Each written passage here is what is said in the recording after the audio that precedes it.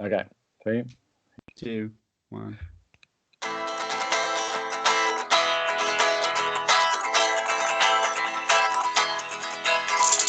Joe and John. Joe and John. Joe and John. Joe and John. He's Joe. He's John.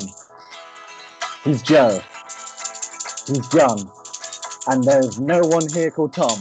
There's no one here called Tom. There's no one here called Tom. There's no one here called Tom.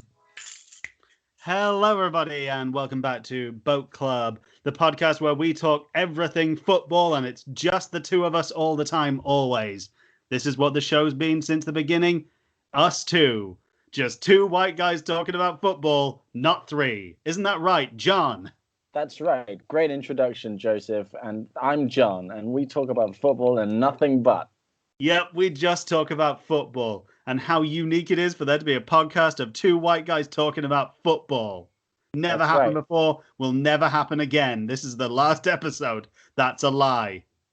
That's right. One of us always watches the football, and the other one always talks about what their opinions are. And then the other one who's watched the football game talks about what happened in the football game, and the other one gives their views on it. And we alternate between different days in which Joe will watch one football game and I will watch the next football game, and then Joe will watch the next football game. And so we're always watching the football game, just like we did. One of us definitely watched the football game today, right? I mean, I assumed because it's the Euros special, both of us watched it, yeah? Yes. Yeah. Because I watched it and you watched it.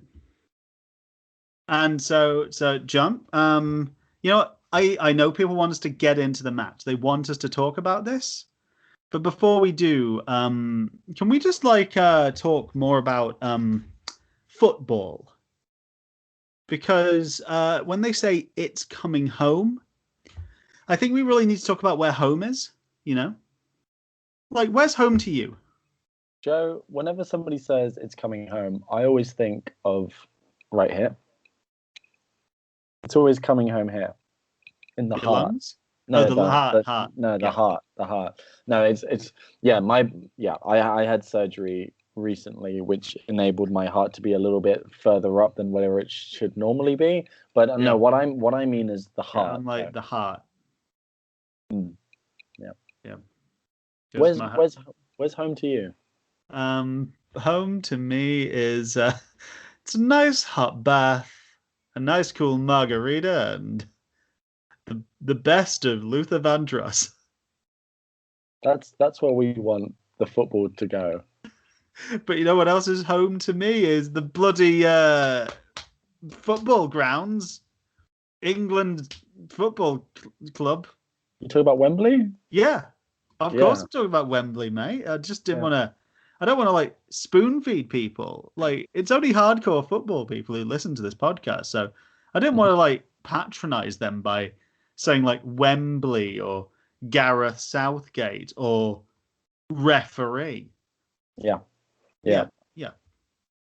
I agree. I think a lot of people shit on Wembley because it's not big enough, but I think it's just right. If Wembley was a bear, it would be the baby bear. It would be the baby bear. Some people think it's like the mama bear, not big enough, but we're like, no, it's the baby bear. That's why we've if you do go on to change.org right now, we've got a petition to build a statue to the baby bear outside Wembley. That's right. Just take down the Bobby Moore statue, replace it with baby bear. That's what we say, and please support us. At the moment, the signature rate has been amazing. We saw a 100% increase in signatures this week because, John, thank you for finally signing it. Mm-hmm. And yeah, I reckon that, you know what, this rate, they can't ignore our campaign because we're really, really making waves. So Joe, let's talk about the match that one of us definitely watched, which was both of us. That both of us definitely watched. Yeah. Yes, we definitely watched it because we weren't busy at all. We weren't busy seeing friends or forgetting that the football was on. Yeah. So we'll talk about what our initial thoughts of the game were. So I think a good place to start with is the place we always start is talking about before the match. Gary Lineker was talking to Alan Shearer and others. And let's talk about what they talked about. They were talking about who they thought was going to win the match. And at this point, who did you think was going to win the match? Me personally, you. I thought it was definitely going to be England, who seemed the strongest. They had 11 men on the pitch, who were all had their strengths and their weaknesses, but I think they pulled off a team that had more strengths than weaknesses, and very there were some critics. Gary Lineker and Alan Shearer had some critical analysis. Yeah, but overall, I think that sometimes you got to block out those haters and think about the positives. And I think overall it was positive from the England team. And do you know what? I think it's important that you brought that up, but I think it's also important that we remember that it's not just about the 11 men on our team on the pitch, but also about the substitutes, because there are also them. That's very true. They're sat around waiting to see if they're going to play. But you know what? They might. We don't know yet in terms of when we were, just before the match which we watched. We don't know if they were going to play, but we knew that they were ready to do so if they were called to do so. Joe, I think it's worth noting that all of the players, all 11 of them on the pitch, and the rest that are the substitutes, they are the best footballers in England. And it's also important to note that we both know how many substitutes are there. Yep.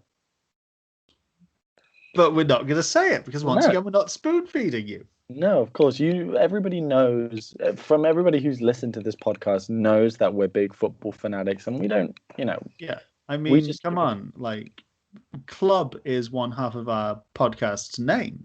Exactly. And there are football clubs, club. So, Joe, my next question is, how did you feel when the whistle went to start the game off? What did you think? Did you see some nerves out there? What was your first initial emotion or thought at the first whistle? I'm really glad you asked this, because my first thought when that whistle blew at the start of the game is, this is the point that the game has really started. Yeah. Like, I was like, before this, the game hadn't started yet. Now, in my opinion, for me, personally, it's begun. Joe, that's a really interesting point, because a lot of people believe that the start of the game is the 2 hours before the start of the whistle. A lot of it is the pre-games, the interviews, the warm-ups.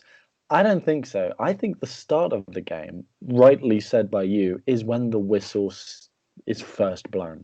Yeah, I mean, don't get me wrong. I think the bits where they're standing there or kneeling for the national anthems, that's very important. But in my opinion, it is not part of the game itself. I think, and I know there will be some people who might query this and might go, whoa, Joe, slow down.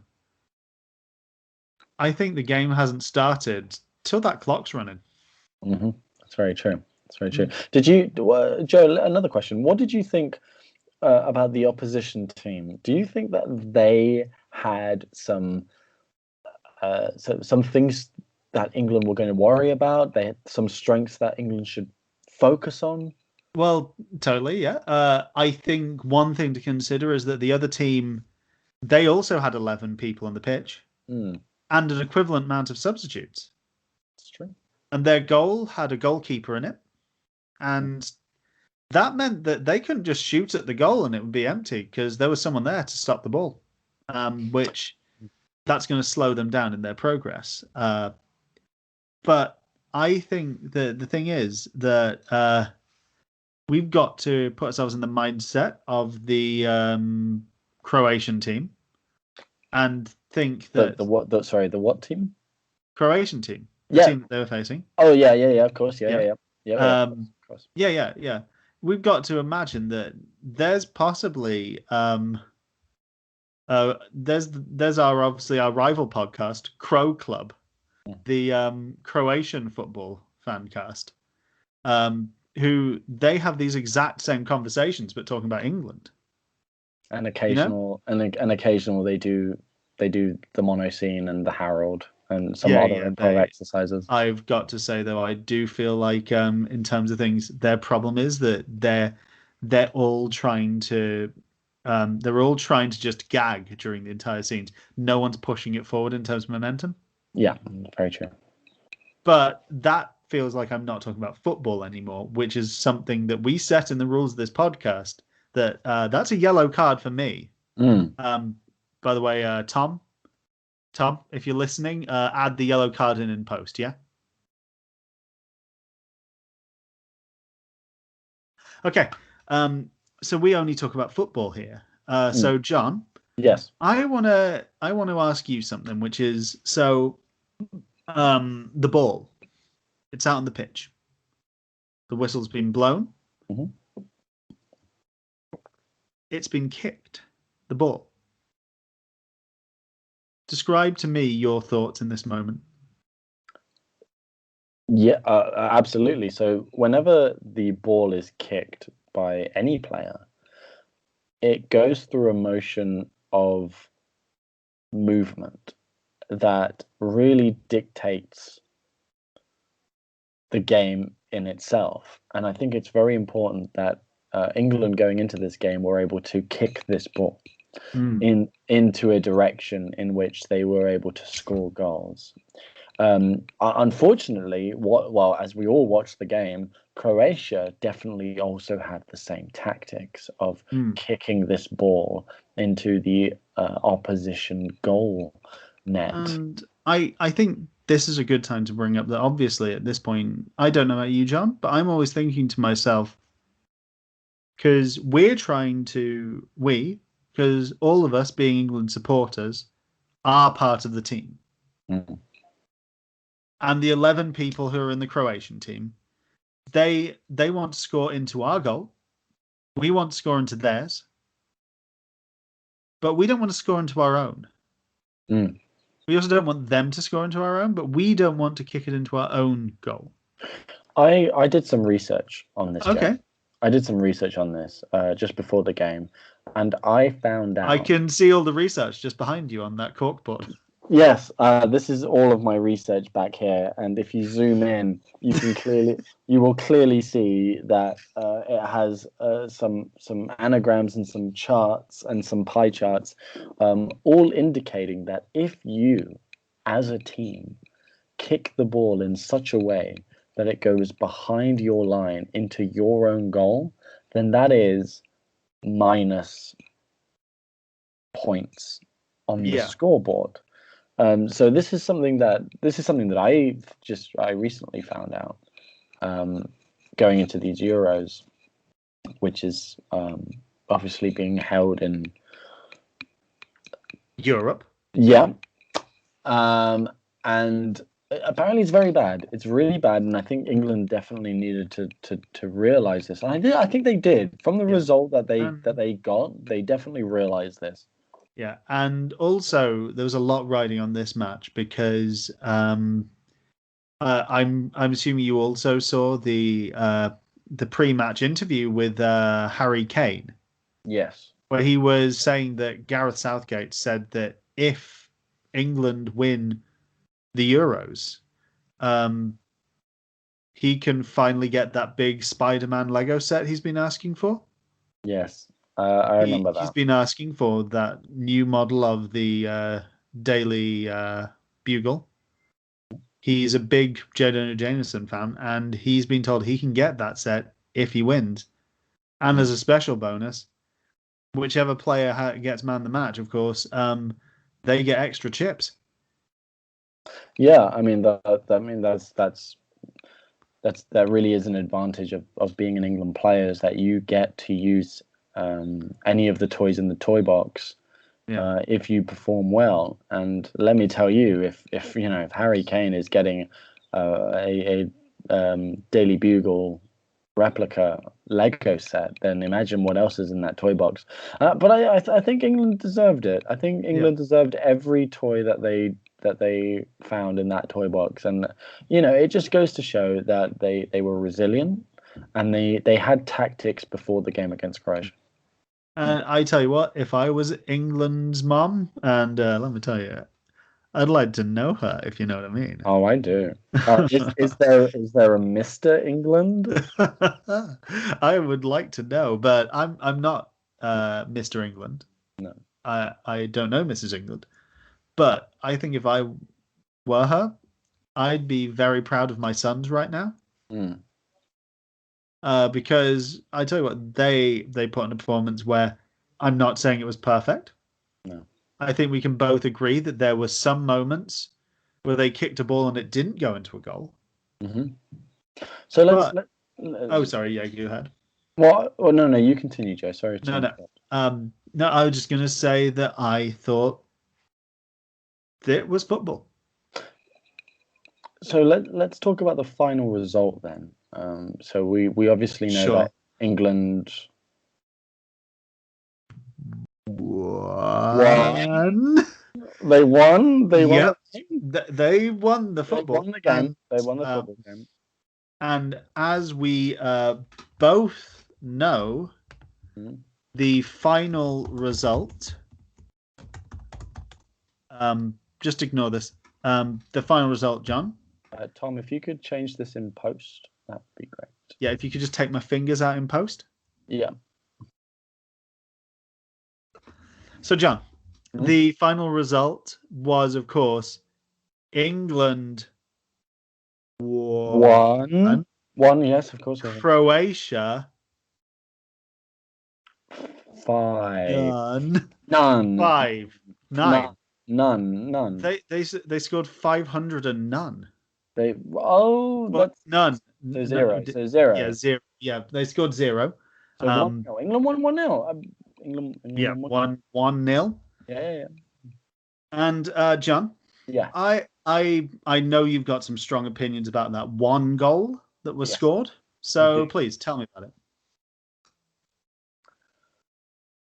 Well, Joe, like I was saying about the physics of the ball that the players were using. Obviously, the ball was kicked in a way and at an angle that it was able to breach the Croatian defenders and goalkeeper and go into the net.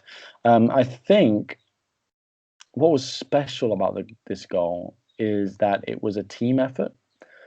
The England players worked together to simultaneously put this ball into the back of the Croatian net. And I think it's also important to note that there was a lot of heart.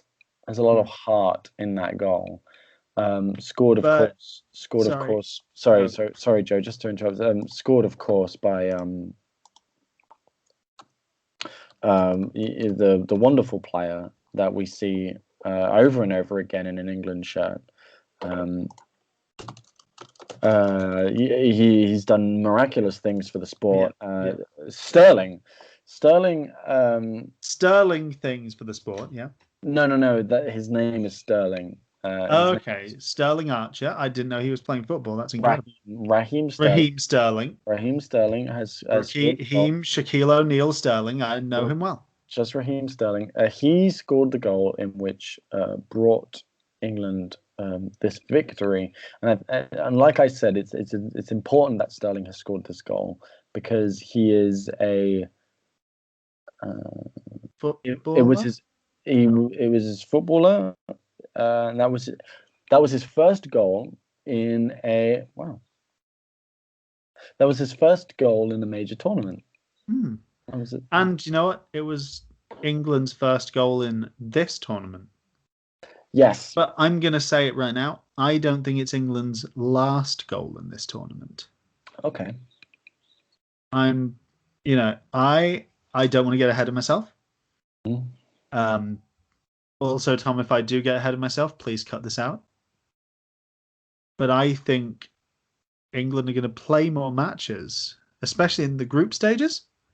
Yes. And I think there's a good chance we could be seeing those England boys getting Getting a few more. Getting a few more of those those checkered sphere lads in that net. I think you're right, Joe. I think if England score more goals like Sterling, then Yeah. England will go and play further more games than is required from them, and then they will reach the pinnacle of European football elite and win a cup. Yeah, and I think we can all agree that they shouldn't drink from this cup because it's probably not COVID safe It's also to do far too so. big. It's far too big. It's far too big. They It's far can't too they big. can't fit that much liquid in their little tums. Why can't cups? This is an opinion. Why can't cups be more like um the the cup from Indiana Jones and the third Indiana Jones movie, where Which one? Sorry, because in the that third, movie there's a room full of cups. no, the one that turns out to be Jesus's cup, the Last Supper, Oh, okay, like the one that you don't suspect is Jesus's cup. It's just like a little brown tiny cup. It's like that's enough. are you suggesting that instead of like a big ornamental gold trophy for winning the competition, they should get one kind of half-liter holding promotional cup for Indiana Jones and the Last Crusade, The Last Crusade, absolutely, yeah, yeah. possibly with a little like topper on top of in the shape of Sean Connery. Yeah, yeah, I think so. I think like, and then all the players can drink champagne from it. I don't know if you've I don't know if you well we've both seen the World Cup, and that's definitely a cup that I've definitely seen. Yeah, There is um, no you the can't pour any Jewels of Ramey, as it's known, isn't it? exactly right. There's no cup. It's not actually a cup. It's more of a trophy. It's not a cup at all. It Yeah. shouldn't be called the World Cup. It should be called the World Trophy because there's nothing to pour into it. There's no way of drinking out of that cup. It's just a globe with hands Well, going up to it. It's like, yeah, I can't drink out of uh, that. sorry, not to be kind of like pulling rank here, because obviously I'm the facts guy, like you Mm, do the research, but I just know the facts. true. That's because cup is actually it's not meant to be a real cup, it's an acronym. Oh, It's World Competition under Planetary, because it's establishing that this is the world competition. It's not Team Earth facing off against like the rest of the universe, like in Space Jam, mm, that other film. I've seen Um, that. yeah, yeah. So it's not, say, taking the best 11 players from Earth and making them face off against a team of Looney Tunes or a team of newly invented characters who've stolen the powers of other footballers from Earth. It's establishing that this is a competition only on this planet. Well, let me tell you, today's game, England versus Croatia, did kind of feel like England were playing against a bunch of Looney Tunes because they were awful. They were awful. Whoa! Don't let the boys from Croat Club hear you say that. Oh boy, they will have my tits. That's what They they will. will have your tits. Joe, let me ask you this question. What did you think of the Space Jam 2 new trailer that came out, where LeBron James gets pushed down into a smaller version of himself when in cartoon form, and LeBron James says, "Oh no, I'm the size of Kevin Hart." Do you think that Kevin Hart's small jokes are going extinct? I think the real thing to discuss here is this is now the second film post the Iron Giant where we've seen the Iron Giant engaging in violent behavior, and I want to know, can he play football? Mm.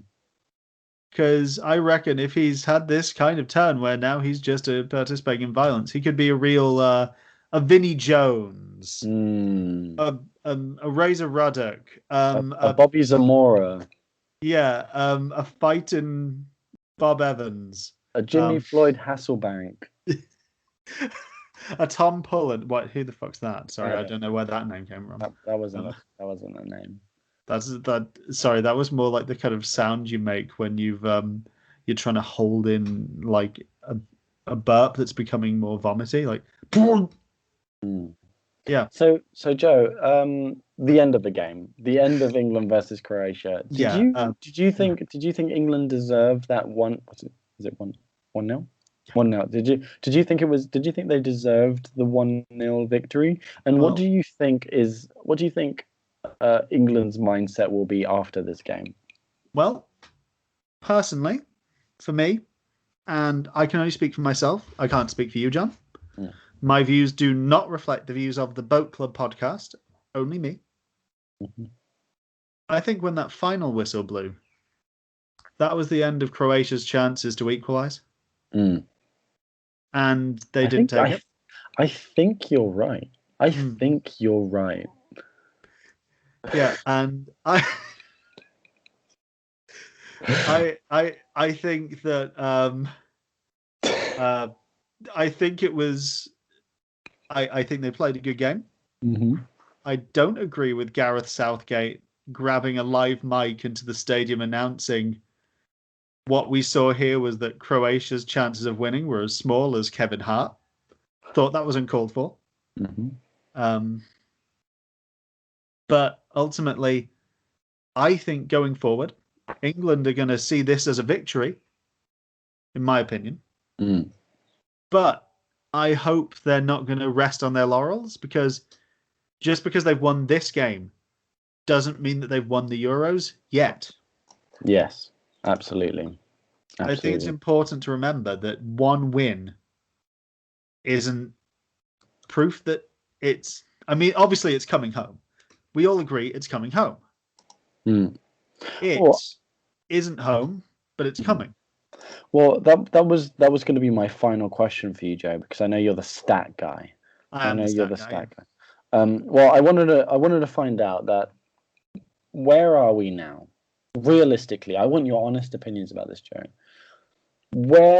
Where is this European Cup compared? Like, how far is it from coming home? Because if it's in Portugal, if the European Championship is in Portugal, would you say that the cup from Portugal, let's say Lisbon, let's say from Lisbon to London, of it coming home, do you think it's around Santander right now?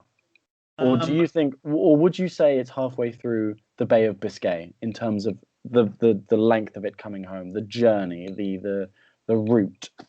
well, I would say if I were to guess Mm, that currently the World Cup is being held in the hoard of treasure that Sepp Blatter sits upon in the catacombs of Lisbon. mm. Obviously, where it is stored until a winner is dumped. So I would reckon in terms of how far is it to coming home? Kind of if we say Lisbon to London, I would estimate that to be somewhere in the region of 1,365 miles. 1,365 miles. Yeah, but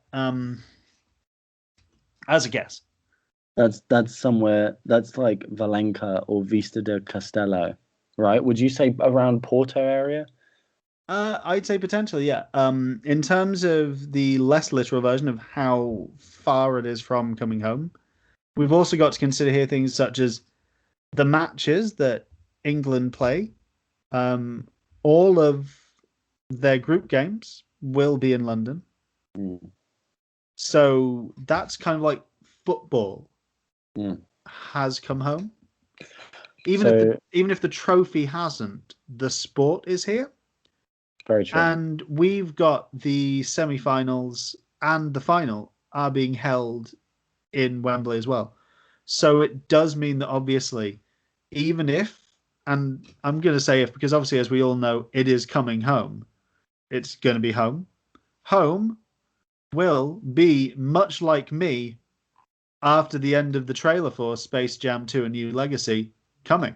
Um, and I think that whatever happens, even if England don't make it, sometime round about the final, we could just turn off the lights in the stadium and pull off a daring steal of the trophy.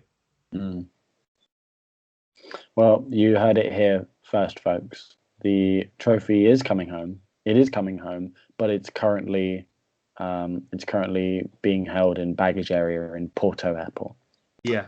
I hear that it is going to be getting an 8 o'clock flight through to Dusseldorf, where it will stop off and possibly get itself some delicious potatoes, maybe a bratwurst, and it's just going to check out the sights. It's going to go a bit of interrailing before it settles back home in, say it with me, John, England.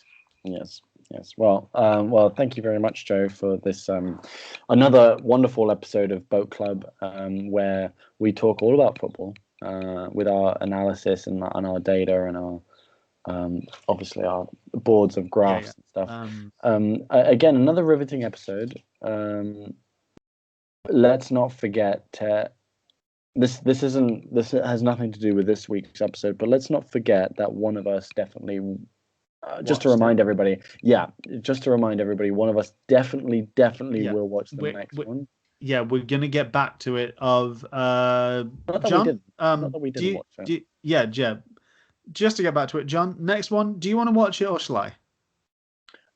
That's a very good point. I will watch the next one. Okay, and I'll watch the one after that. But we can talk about both of them at the same time. And as always, let's not forget, Tom, if you could fix everything that you have heard and seen in post, that would be great. And as always, if you want to talk to me about stats, you can, and you can do so at Not Joe Ronchka. That's NOTJOERACZKA on Twitter, and the same on Instagram. Do follow me on Instagram because I am, as always, sponsored by Mr. Peanut.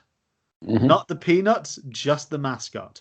And I will be gramming about it. I will be gramming my Mr. Peanut stories all day till I die. John, where can we find you? Well, and as always, Joe, you can always find me on One Board Man. That's ONEBOARDMAN. On Twitter, just as a random thing, just as a little thing that I've noticed, every time that we've advertised my Twitter, I haven't been getting any more likes or any more follows.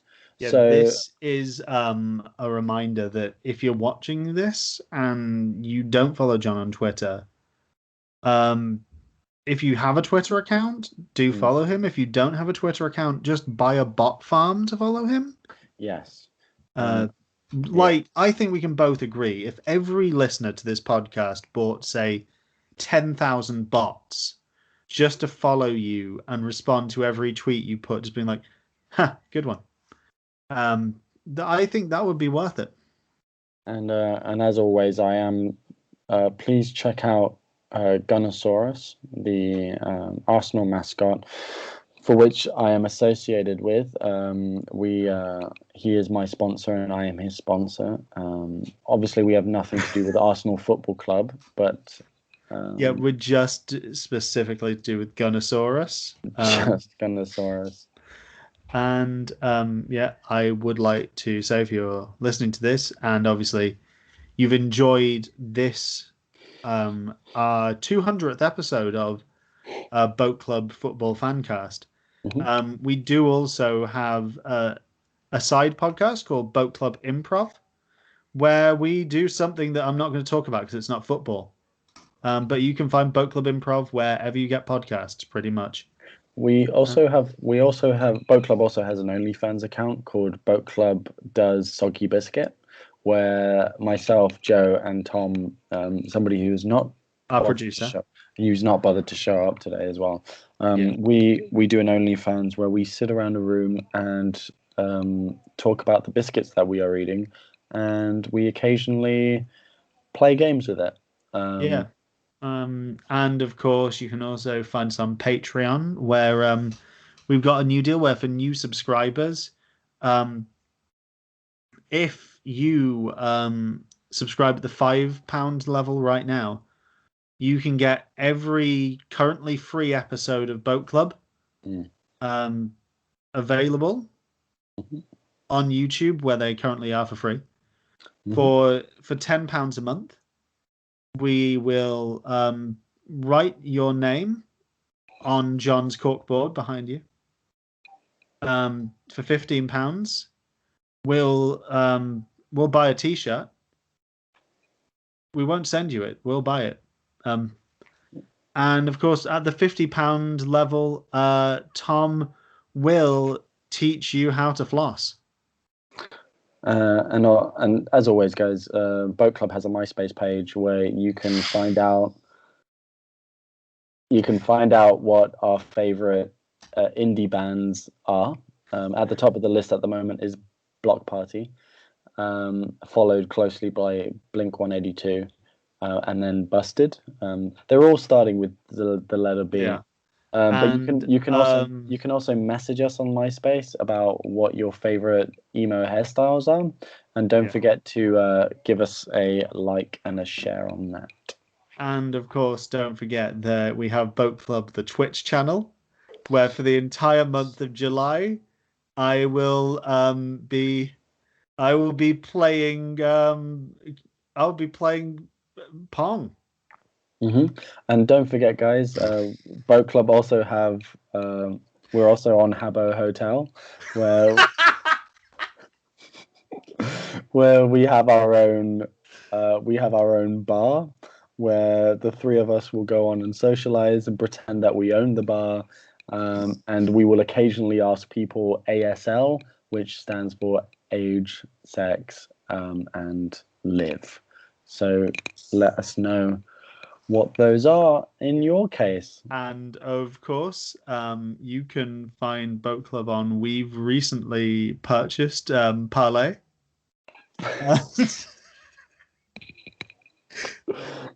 We are relaunching it now as an anti-free speech movement. You are only allowed to say nice things about us on there. So come and say nice things about us on Parlay. Guys, don't forget about the Boat Club SoundCloud page, where we are posting our new songs on there. Obviously, we have the England Euro 2020 jingle. We also have the England 2002 jingle, and we can't forget the England 1954 World Cup jingle as well. And hey, you can find me on LimeWire. Where I am mostly posting Trojan horse viruses, labeling them as MP3s of Linkin Park's Numb.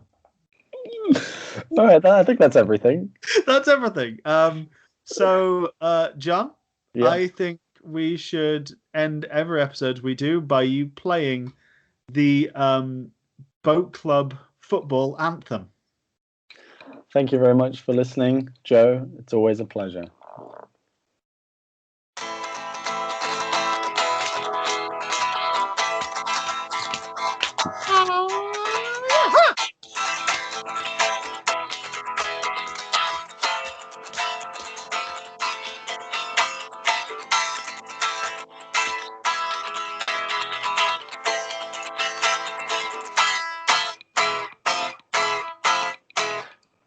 Tom's not here.